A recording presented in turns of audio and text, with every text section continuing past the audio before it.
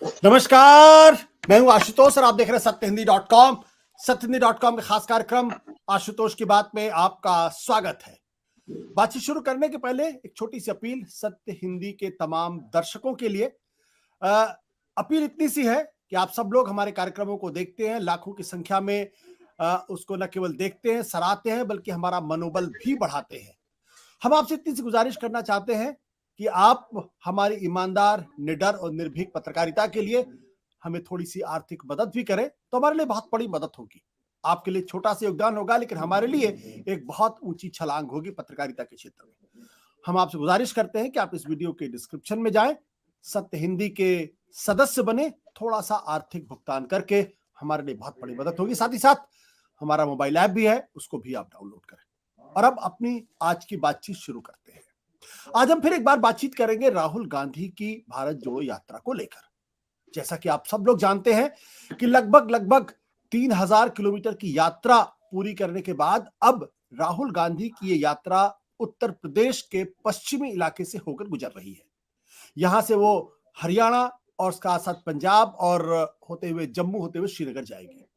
अब तकरीबन 4-500 किलोमीटर की यात्रा बची रह गई है। 26 जनवरी को श्रीनगर में झंडा फहराने की का उद्देश्य है। सरकार इजाजत देती नहीं देती वो एक अलग तरीके का सवाल है, लेकिन आज हम जिस बारे में बातचीत करना चाहते हैं वो थोड़ा सा आकस्मिक है और थोड़ा चौंकाने वाला है। चौंकाने वाला इस लिहाज से कि ऐसा लगता है जैसे कि अभी तक राहुल गांधी जो क्रेडिबिलिटी यानी साख के बड़े संकट से गुजर रहे थे, लोग उनको गंभीरता के साथ नहीं ले रहे थे। अब लगता है कि उसमें काफी इजाफा होता जा रहा है।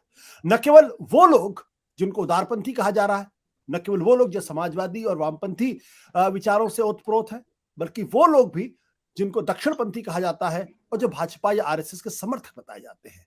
आज अचानक उस वक्त एक चौंकाने वाली खबरें आई जब श्री राम जन्मभूमि श्री अयोध्या जी के मुख्य पुजारी आचार्य श्री सत्येंद्र दास जी महाराज की एक चिट्ठी मीडिया में आई। इस चिट्ठी में उन्होंने साफ तौर पे राहुल गांधी को न केवल आशीर्वाद दिया है, बल्कि यह भी कहा है कि जो सर्वजन सुखाय सर्वजन हिताय का आपका प्रयास है वो मंगलमय हो। और उन्होंने ये कहा कि हम आपकी सफलता की कामना करते हैं और आपकी यात्रा जो है ये जोड़ने वाली यात्रा है। ये चिट्ठी आप देख रहे हैं स्क्रीन पे, दरअसल चिट्ठी उन्हीं की है। मेरी शुभकामना है कि आपकी भारत जोड़ो यात्रा मंगलमय हो, आपका जो देश जोड़ने का यात्रा वो पूर्ण हो, जो लक्ष्य लेकर चले हैं उसमें आपको सफलता मिले, आप स्वस्थ रहे, दीर्घायु रहे। लेकिन बात इतनी पर होती तो शायद उतनी आगे नहीं बढ़ती। इसके बाद एक और डेवलपमेंट हुआ। डेवलपमेंट ये हुआ कि भारत जोड़ो माफ करिएगा श्री राम मंदिर क्षेत्र ट्रस्ट के जो सचिव हैं चंपत राय जी, जो पिछले दिनों उत्तर प्रदेश चुनाव के पहले काफी सुर्खियों में थे, उनकी तरफ से एक स्टेटमेंट है वो ये कि भारत जोड़ो यात्रा में कुछ भी गलत नहीं है। वो आरएसएस के स्वयंसेवक हैं और आरएसएस ने कभी भी भारत जोड़ो यात्रा की आलोचना नहीं की। राहुल गांधी बेहद खराब मौसम में लगातार चल रहे हैं और इसकी सराहना होनी चाहिए। हम सबको देश की यात्रा करनी चाहिए। हम कह सकते थे कि ये दो बयान ही अपने आप में खबर के लिए काफी महत्वपूर्ण थी, लेकिन इसके बाद जो राम मंदिर ट्रस्ट के कोषाध्यक्ष है गोविंद देव गिरी, उनका भी एक स्टेटमेंट उनकी एक टेलीविजन चैनल पर आपने बाइट देखी होगी।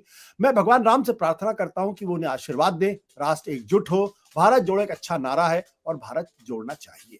साथ ही साथ महंत संजय दास जो हनुमानगढ़ी के महंत हैं, उन्होंने कहा आशीर्वाद है, यात्रा करने में कुछ भी गलत नहीं है।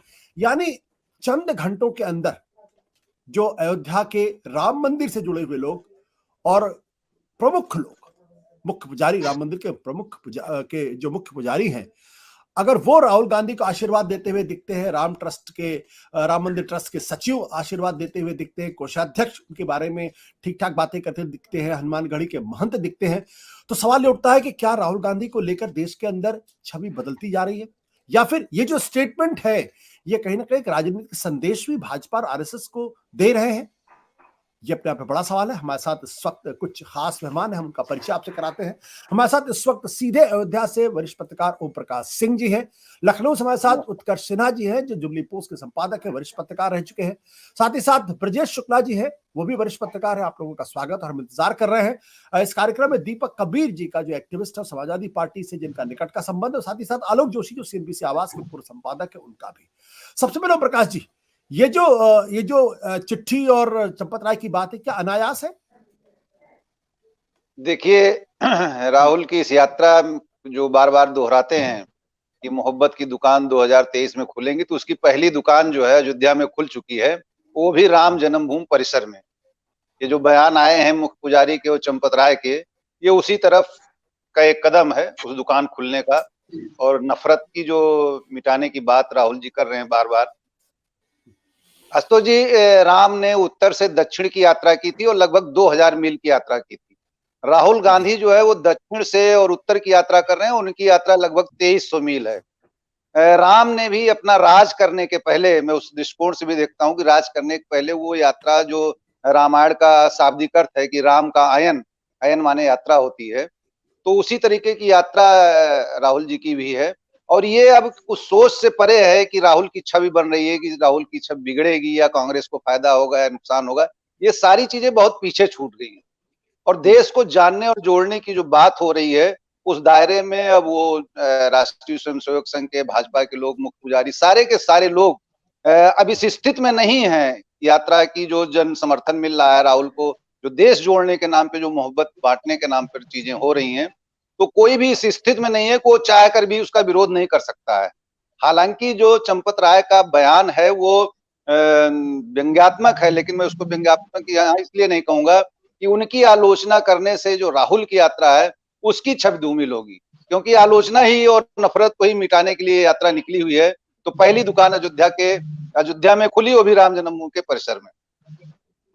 ये जो मुख्य पुजारी जी का जो बयान है, इसके क्या मायने आप खुद निकालना चाहते हैं? आप चंपत राय को एक तरफ रख दीजिए, लेकिन जो जिस राम मंदिर आंदोलन की वजह से भारतीय जनता पार्टी इस मकाम तक पहुंची है, 300 से ज्यादा सीटें आज 2019 में उनको मिली हैं, और जिन राम मंदिर का भव्य मंदिर का निर्माण भारतीय जनता पार्टी के नेतृत्व में हो रहा है, वैसे उनके मुख्य पुजारी राहुल गांधी को के बारे में अच्छी बातें कर रहे हैं, तो क्या इसका कोई संदेश भी है?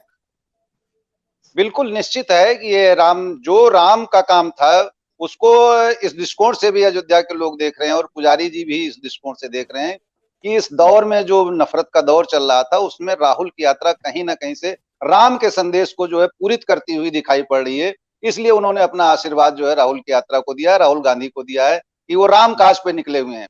राम मंदिर का निर्माण, तो एक मंदिर बन जाना है, उसमें मूर्ति स्थापित हो जाएगी, लेकिन जो विचार थे राम को, वो कहीं ना कहीं से राहुल की यात्रा से परिलक्षित हो रहे हैं। इसलिए राम का आशीर्वाद पुजारी के माध्यम से उनको दिया गया है। इस जो पूरा जो प्रकरण, उसमें ये कहा गया था कि दरअसल कांग्रेस पार्टी की तरफ से पुजारी जी को जो है वो उस पूरी यात्रा में शामिल होने के लिए निमंत्रण दिया गया था। निमंत्रण दौरान उन्होंने कहा कि मैं तो नहीं आ सकता हूं, तो उनसे कहा गया कि आप एक शुभ संदेश लिख दिए। उन्होंने शुभ संदेश लिख दिया। तो ये भी कहा जा सकता है कि अब आप जो है हमारे यहाँ शिष्टाचार है, और शिष्टाचार में आप तो आलोचना तो नहीं करेंगे, तो क्या बहुत ज्यादा मीनिंग निकाले जा रहे हैं? नहीं, ये तो अब उसको बात का बतरंग बनाने की कोशिश की जा रही है। आचार्य सत्येंद्र दास जी का जो है स्वभाव है, जो उनका संतत्व है, वो ये है कि वो अच्छे कार्यों के लिए सबके साथ रहते हैं। राजनीतिक दलों के राजनीतिक दृष्टिकोण से वो किसी को नहीं देखते हैं। देश के प्रति, धर्म के प्रति जो भी अच्छा करता है उसके साथ उनका आशीर्वाद रहता है। लेकिन इसमें हनुमानगढ़ी के महंत जी ने भी बात की है। इसमें जो है वो जो कोषाध्यक्ष महोदय है गोविंद देव गिरी जी, उन्होंने भी लगभग उसी तरीके की बातें की है। तो एक साथ एक जैसे स्वर क्यों निकल रहे हैं? इसलिए भी कि अब जो जन समर्थन राहुल को मिलता हुआ दिखाई पड़ रहा है, जो चीजें चल रही हैं देश जोड़ने के नाम पर भारत यात्रा के माध्यम से, वो अब मैंने शुरू में ही कहा आशुतोष जी कि कहीं ना कहीं से अब ये परिलक्षित होने लगा है कि अब इस जोड़ो यात्रा के खिलाफ चाह करके भी कोई आलोचना नहीं कर सकता है। मैं चंपत राय जी का वीडियो देख रहा था, मैं तो उनसे अक्सर मिलता भी रहता हूँ, तो वो उनके चेहरे के जो भाव थे वो अंदर से ऐसे लग रहा था कि नहीं, करना चाहते हैं लेकिन कर नहीं सकते। ऐसी परिस्थितियां पैदा हो गई। ये राहुल की यात्रा के सबसे बड़ी मजबूत पक्ष जो दिखाई पड़ रहा है कि हम चाह करके भी, लाख विरोधी होते हुए भी उनकी आलोचना नहीं कर सकते हैं, स्वागत करना ही करना है।